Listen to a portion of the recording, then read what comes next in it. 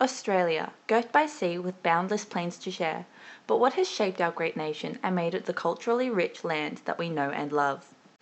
The Australian government has defined Australia as being unique and diverse in culture, presented through the food we eat, the clothing we wear, our practices, morals, and lifestyles. Due to this country's multiculturalism, our cultural identity has been shaped by many of them.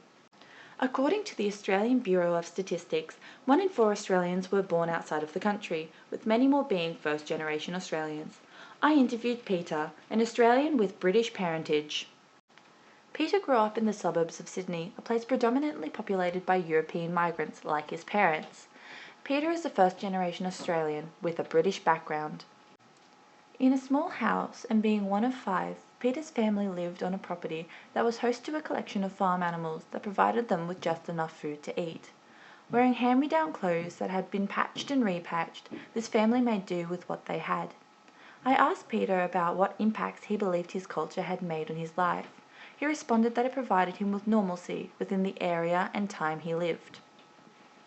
Peter further explained that as he grew up in a predominantly white European area, his culture allowed him to be a part of the society around him. When I prompted him further about what this normalcy entailed, he replied that he lived in a Little Britain, containing British morals and expectations like attending church, having roast dinner on Sundays.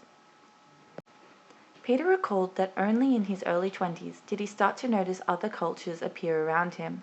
That was when he realized that Australia wasn't the Little Britain that he had been exposed to, but a culturally enriched country. I asked Peter what he defined as the Australian culture.